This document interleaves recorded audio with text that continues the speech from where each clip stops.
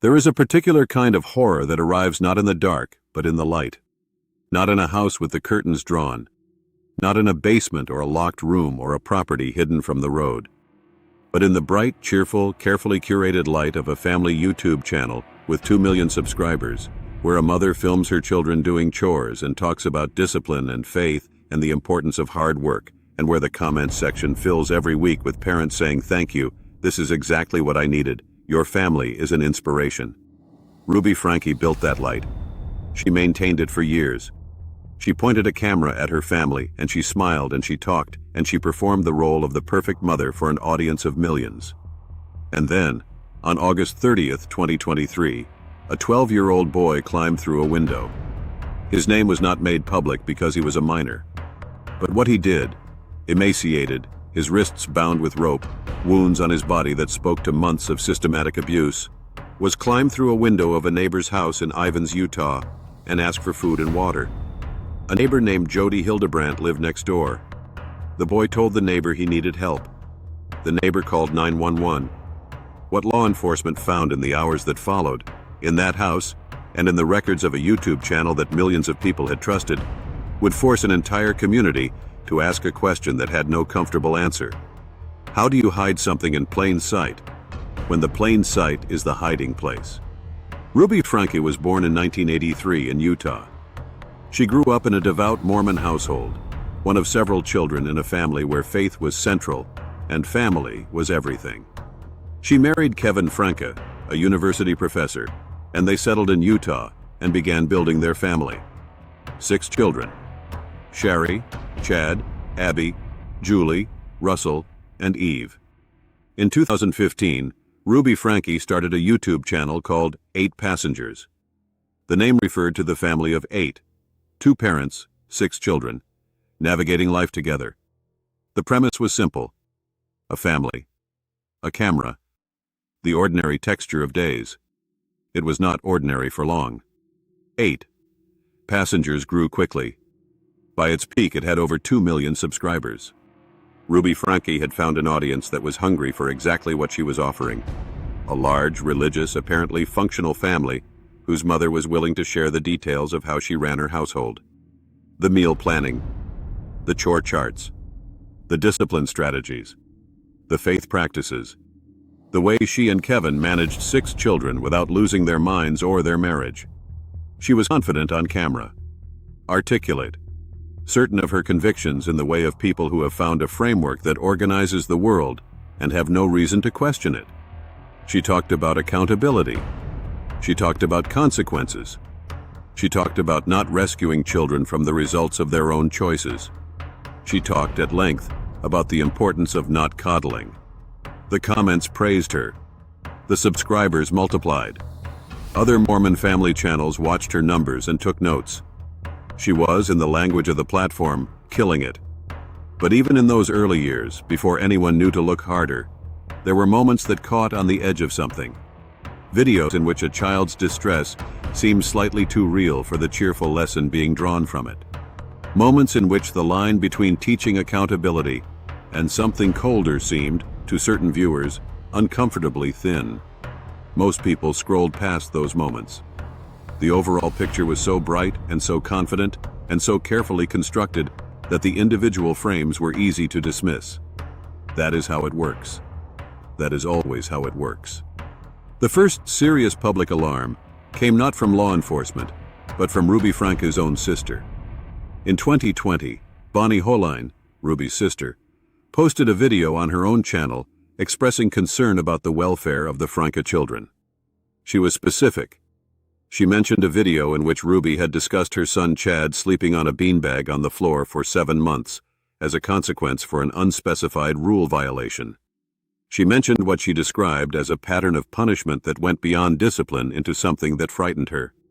It was an extraordinary thing to do, to go public with concerns about your own siblings' children on the internet, knowing the response it would generate. Bonnie Holine did it anyway. The response was immediate and divided. Some viewers said she was right, that they had felt uncomfortable watching certain videos for years. Others accused her of jealousy, of trying to tear down her sister's success, of interfering in a family's private choices about how to raise their children. Utah's Division of Child and Family Services investigated. They visited the home. They spoke to the children. They closed the case. No action was taken. Ruby Franke posted a response video. She was calm. She was measured. She talked about family disagreements and the difficulty of having private matters aired publicly. She talked about her children being well and loved and cared for. 2 million subscribers watched the video. Most of them believed her. Chad Franke, the son who had slept on a beanbag for 7 months, appeared in subsequent videos looking thin, looking quiet, looking like a child who had learned that the safest thing was to show nothing. The channel continued. Somewhere in 2022, Ruby Franke's life began to reorganize itself around a woman named Jodi Hildebrandt. Hildebrandt was a licensed therapist in Utah. She had her own platform, a channel and a following, built around a philosophy she called connections, a framework that combined elements of therapy, religion, and what she described as accountability-based healing. She believed and taught that most human suffering was the result of self-deception and pride. That genuine healing required confronting uncomfortable truths. That softness and comfort were forms of spiritual corruption. Ruby Franke became her most devoted follower and eventually her business partner. She appeared on Hildebrandt's channel. Hildebrandt appeared on hers. The 8 Passengers audience was introduced to Connexions. The 2 women came, in the language of the platform, a brand. What was happening off camera during this period was something that investigators and prosecutors would later describe as a descent into a belief system so distorted that it had become, in practice, a framework for abuse. Hildebrandt's philosophy, as Ruby Franke absorbed and applied it, held that children who misbehaved were in the grip of spiritual corruption that required harsh intervention to dislodge. That food and comfort were not rights, but rewards to be earned through correct behavior and genuine repentance. That a child who cried or complained was manifesting pride and self-deception rather than genuine suffering. That a mother who responded to her child's distress with comfort was not helping. She was enabling. She was standing between her child and the spiritual reckoning that would genuinely heal them. In this framework, starvation was not abuse. It was accountability. Binding a child's wrists was not cruelty. It was a response to spiritual rebellion. Ruby Franke's children, the children who had appeared in hundreds of videos, who had been watched by millions of people, who had grown up with a camera in their faces and their mother's convictions shaping every moment of their days, were the ones who paid for this framework with their bodies. By the summer of 2023, Ruby Franke had essentially moved into Jodi Hildebrandt's home in Ivins, Utah. Several of her children were with her. Kevin Franke, from whom she was by this point separated, did not have the children. What was happening in that house during those months has been reconstructed from the physical evidence found by investigators, from the medical examinations of the children, and from statements made during the legal proceedings. The children were starved. They were subjected to physical restraints. They were denied basic necessities as punishment for perceived spiritual failures. One child had open wounds that had not been treated. One child had lost so much weight that their body had begun to consume itself. On August 30th, 2023, a 12-year-old boy found a window. He was malnourished. He was weak.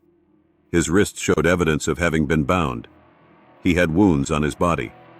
He climbed through the window of a neighboring property, knocked on the door, and asked for food and water. The neighbor who opened the door called 911. Within hours, law enforcement had arrived at Jodi Hildebrandt's house. They found Ruby Franke inside. They found another child in a condition that required immediate medical attention. Ruby Franke was arrested. Jodi Hildebrandt was arrested. And the 2 million subscribers of 8 Passengers spent the next several days trying to reconcile the woman they had watched for years with the woman being described in the arrest reports. The legal proceedings moved with relative speed. In February 2024, Ruby Franke pleaded guilty to 4 counts of aggravated child abuse. She stood in a courtroom in Washington County, Utah, and entered her plea and was sentenced to 4 consecutive terms of 1 to 15 years in prison. Jodi Hildebrandt pleaded guilty on the same day to the same charges and received the same sentence. At the sentencing hearing, Ruby Franke read a statement. She said she had been deceived. She said she had believed she was helping her children. She said the philosophy she had followed had distorted her understanding of what love and care actually meant. She expressed remorse. She wept. The judge sentenced her anyway. Some of the people who had watched her channel for years watched the sentencing coverage and felt something complicated. A grief that was not quite sympathy, an anger that was not quite simple, a disorientation that came from having trusted something that had been, all along, something else entirely. The YouTube channel 8 Passengers no longer exists. The videos have been removed. The 2 million subscribers have nowhere to go back to, nothing to rewatch and reinterpret in the light of what they now know. Which is perhaps the only mercy in this entire story. There are questions that the verdict does not answer. Utah's Division of Child and Family Services investigated the Franke family in 2020 and closed the case without action. The children, who were later found malnourished and bound, were in that home in 2020. They were seen by investigators in 2020. And the investigators left. YouTube hosted 8 years of 8 Passengers content. The platform profited from the advertising revenue generated by a channel that was, in some of its videos, documenting the early stages of an abuse pattern. The platform did not act until after the arrests. 2 million people watched. Some of them saw things that troubled them. Some of them left comments expressing concern. Some of them were dismissed, in the comments and in response videos, as jealous or judgmental, or unable to understand a parenting philosophy different from their own. Jodi Hildebrandt held a license to practice therapy in the state of Utah, while developing and teaching a philosophy that courts would later find had provided the ideological framework for the abuse of children. The licensing board had received no complaints sufficient to trigger a review.